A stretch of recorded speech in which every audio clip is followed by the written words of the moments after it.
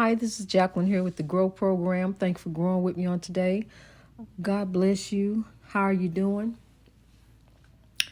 I know I'm growing for a better way. Didn't mean to smack there. Excuse me. Honey, I'll tell you something. I be on cloud 9. That's why, hold up. I gotta make some noise. Just for a second. I try to be quiet because nobody want to hear noise, but let's think of it like this. Think of it as if we were on the telephone. You know you got that one person that like to do a lot of talking? Well, that's me. Just let me have your undivided attention for about 20 minutes. Then I'll let you go and let you grow.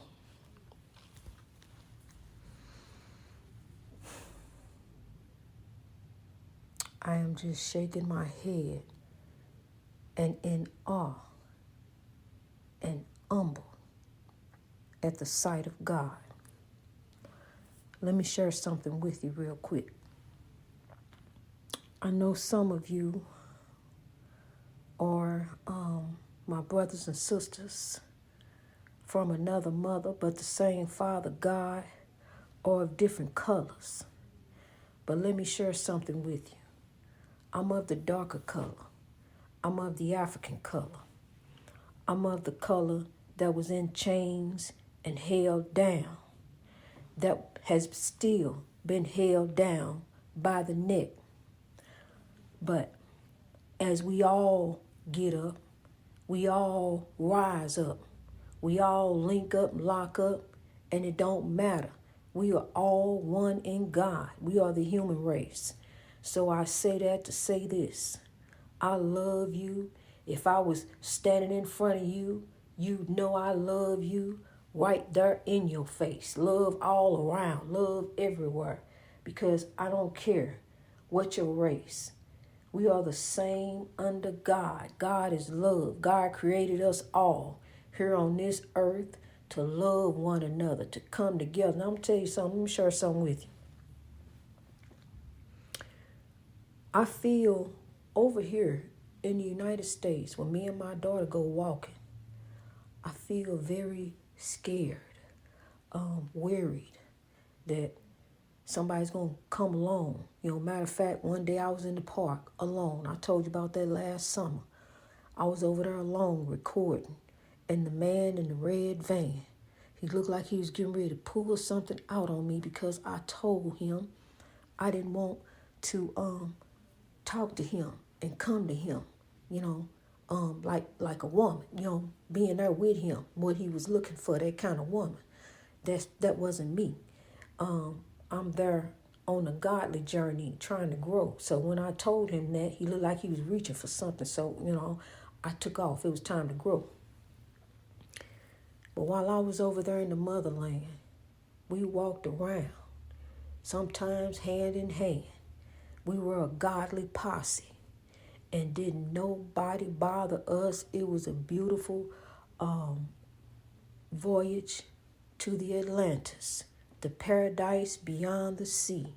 That's exactly what it is to me.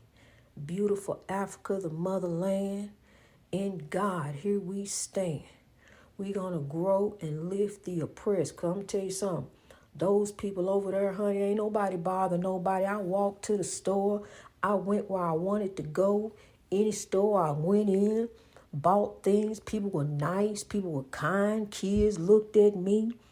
Kids just gazed at me. Didn't know what to make of me. But, I blended in just like everybody else, honey. Like a great big family. It's stuff go on. It's foolishness. It's crime, corruption, murder. All these horrible things, all these tragedies, all this oppression under the sun. But guess what, hon? We are the ones that can fix it. We are the ones that can help to make it right, because we can be the change to change the world. When I was over there in the Atlantis, the voyage to the Atlantis, across the Atlantic to get to Africa, the voyage to the Atlantis took 12 hours in an airplane. 12 hours across the Atlantic Ocean. Can you imagine? Just think about that. 12 hours strapped in an airplane. When you wake up, you still going over the ocean. You go back to sleep. You wake up. They feed you, you eat. You still over the ocean. You go back to sleep. You wake up. They come back, give you something to drink, a snack, something to eat. You go back to sleep. They wake up. You wake up. There they are with something else to eat. That took 12 hours. Now I want you to imagine something, if you will. That took 12 hours strapped in a seatbelt in an airplane. I saw some people get up and just walk around. I thought some man had to pee, but he didn't have to pee. He wanted to get up and walk around and exercise his legs. He was tired of sitting, so he had to walk around.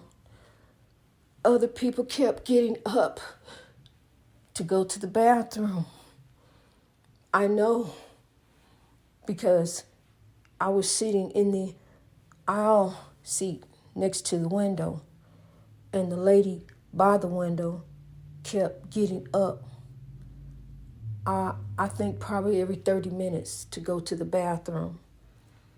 The one next to me, her companion, an elderly lady, an elderly Nigerian lady who I didn't know.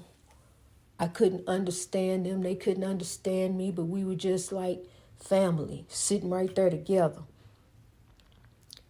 When the plane began to shake and turbulence hit, she was scared. But I had flew many times before, never internationally though. This is my first time leaving this country. Excuse me, this is an emotional episode. My voyage to the Atlantis, the paradise beyond the sea. The queen next to me, the elderly queen, she kept grabbing my leg. She kept grabbing me because the plane was started rocking and rolling. And then I was like, well, this is her companion over here, probably her daughter. Why she don't grab her? She not one time did she grab her. She grabbed me and grabbed my leg and was squeezing me. And I thought about getting up. But first I told her, I said, we don't have anything to worry about, because I knew that God didn't bring me this far to leave me. So I was comforted in the Lord. So I comforted her and told her, it's going to be okay. Don't worry. We're going to make it. But then she did it again a couple of times, and I thought about maybe if I want to move, and God said, no, peace, be still. Be right there. Show her that I am real. Show her there is nothing to be afraid of, nothing at all. Yea, though I walk through the valley of the shadow of death, I will fear no evil, for thou art with me. Thy rod and thy staff, they comfort me. Within thee, within me, by his strength, by his power that is invested in all of us as children of God. It don't matter what robe he got on. It don't matter what collar he wearing, honey. He bought all that. But I tell you one thing, you can't buy your way in the kingdom. Okay, so I'm seeing people get up and walk around and move, and I went to sleep 3 or 4 times. Waking up, we still over the ocean.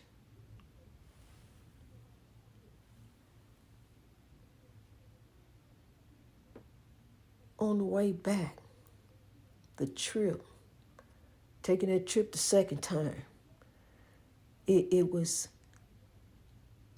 just as long as the first time. You think going home is quicker? Not going over that ocean, it ain't. So just imagine them in that boat, strapped in, shankled down, can't move. You just stuck there. You can't move, can't walk, can't turn, can't do. You just they packed them in. They packed them in like sardines, because, honey, they got to get them over there across that ocean. That's a long trip. It's going to take 3-4 months, so they got to get them on in. They pushing them in, getting them in, packing them in. Like, so that's why a lot of them died. A lot of them didn't make it. Honey, I'm telling you, it was when they got to the point of no return, honey, some of them knew they wasn't going back. So they went ahead and just gave up the fight. Some of them broke the chains. That's why they got statues. Some of them broke the chains. So let me tell you, you can break the chain. If our ancestors broke the chain, they began. So now we going to end. We going to end it because we going to grow in God. We going to grow in love. We going to rise, kings and queens. Greatness reached over oppression through wisdom. We going to rise in God. We going to link up, lock up. We going to come together. I'm telling you, we going to pack them in. That's what God doing. God packing the souls in. Pack them in. God, we packing them in. And they growing in. They are the engine that is behind this train that is pushing me. Love, peace, and soul each and every day. We're going to grow on. We're going to grow on, honey. That's all I can do. For the breakthrough is keep on growing on in God.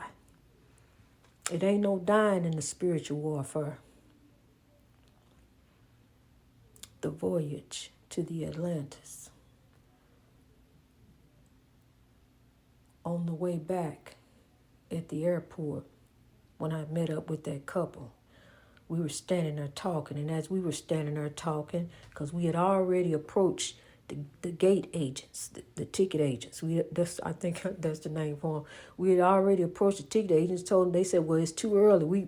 They back there celebrate, whatever, accomplishments, achievements. They were having a little company meeting right there. So we all went to chit-chatting and different things. While we chit-chatting, a little line started forming behind us. And then everybody started jumping us, getting in front of us. So they started, protesting, and I think they got through. But I was waiting on the coronavirus test to come through. So I said, well, let me get on back here in the back of the line. Honey, do you know, the backed up labs, I almost missed my flight, it was a close call. Flight at 11 o'clock, and the test didn't come in till 7 o'clock. It was a close call. But God did it all. And I was frazzled because I was worried I was going to miss my flight. What was I going to do? How was I going to reschedule this? How was I going to get through? But God, that's how I got through. I got through with God. The test popped up at the last minute. The man said, I normally don't do this. All he was doing was just trying to figure out what we going to do, because I had to have that test. Even though I only spent 1 week over there, took a test going over there, we got to take a test going back.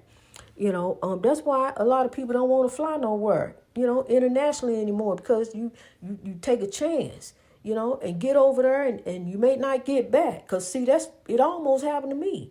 And I'm sitting there, Lord, I'm panicking, but God came through like the mighty rushing wind at the end. Backed up lab right there. There ain't that many people going back to the United States that Sunday. Come on now. You can do better than this. You need me to come in there and help you. I'll work this 1 week I'm here. I'm telling you, we got to do better. COVID has just became a money-making scheme, just like a lot of other different things. We got a double standard going on here. We got where African celebrities, they get charged with these sex crimes, You know, they get charged with crimes. Where you got Caucasian celebrities get charged with sex crimes. They go way back, Trump, and other folks, Matt Lauer and whoever else. When they get, you notice something, like when they get, somebody say, well, he sex harassed me. He did this, me too. I know me too. I'm me too. I was sexual. You just wouldn't believe the things that didn't happen to me. I can tell you what didn't happen since I was a child, honey. You wouldn't believe. Babysitters, uncles, okay. So me too. So look, but these folks over here, I'm looking at these folks, brothers of another color, they get charged, they get to pay off they people. Well, where they crimes at? Why you ain't charging them criminally like you charging these brothers? You got Bill Cosby, you got R. Kelly, you got Cuba Gooding, you got these people in court. But what about over here? Why these people ain't in court? Why ain't nobody being charged over here? See, we got a double standard.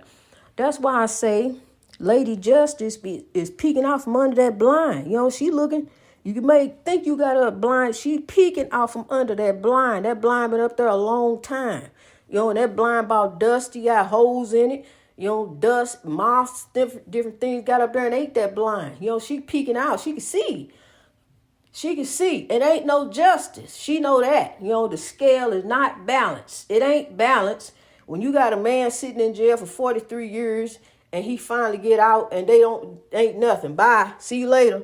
You need here. We'll give you some clothes. Okay, there you go. And that's it. That's all for his life. That's all you can say, state of Missouri. For Kevin Strickland, that's all you can say is see you later. No, we got to do better. And then you got the father, God bless his heart.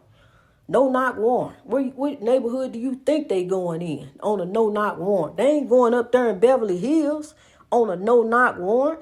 They going to go down in the community on a no-knock warrant. Who knows what they was knocking for? If that was the case, if they came in on a no-knock warrant, however way they came in, if they knocked, if they announced themselves, maybe he didn't hear, maybe he didn't know, I don't know, but he had the right to defend himself in his house. That's what they say. He got the right. He can stand your ground. He got the right to defend himself in his house. But you mean to tell me you gonna lock him up? And he got the right. He's showing you. He got the papers here, everything. He said he can stand his ground in his own house. Oh, okay, he can't do that. I see, said the blind man as he walked off the cliff.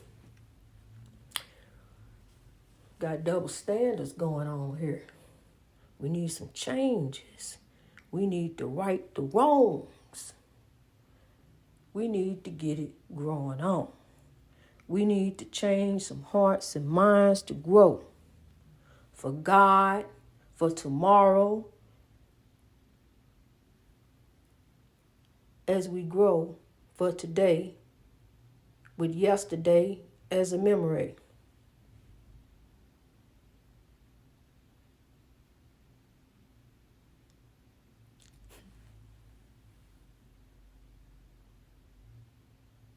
I just like to meditate on the Lord for a minute, because I have a lot of revelation to confirmation of things going on in my life. Like I told you yesterday, I did not want that cat in my house while I was gone. I had a bad feeling about that cat. And come to find out, that cat was possessed. With what goes on in this house, honey, scratching all in the wall I heard this morning. I'm going looking, seeing if it's birds. Ain't nothing in that wall. Something just scratching inside the wall. Ain't nothing. It stopped now. That was this morning, just scratching, because I was getting ready to start recording.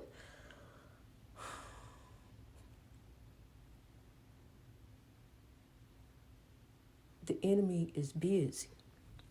Don't let the enemy be busy in you. Allow God to be busy in you.